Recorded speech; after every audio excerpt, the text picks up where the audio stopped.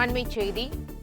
Trichy Gandhi market பகுதியில் முதலமைச்சர் ஸ்டாலின் நடைபயிற்சி சென்றபோது வாக்கு சேகரிப்பில் ஈடுபட்டார். கூடுதல் விவரங்களை செய்தியாளர் கலைவேந்தன் வழங்க கேட்கலாம். கலைவேந்தன், வணக்கம். விவரங்களை பதிவு பண்ணலாம். வணக்கம். திருவாரூரிலிருந்து முதலமைச்சர் ஸ்டாலின் நேற்று தனது தேர்தல் சுற்றுப்பயணத்தை துவங்கினார். திருவாரூர் தெற்கு ரத வீதியில் நடைபெற்ற பிரம்மாண்ட பொதுக்கூட்டத்தில் கலந்து கொண்டார்.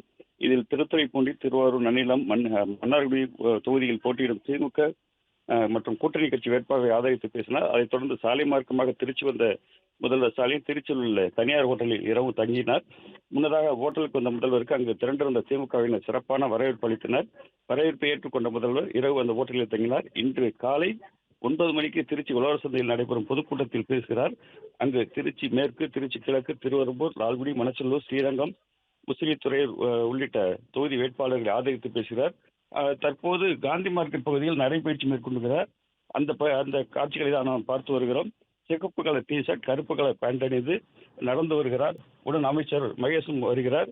முதல்வர் இந்த நடைபயிற்சி எதிர்பாராத பொதுமக்கள் இன்பதிர்ச்சியுடன் தங்கள் செல்போனில் வீடியோ போட்டோ எடுத்து வருகின்றனர்.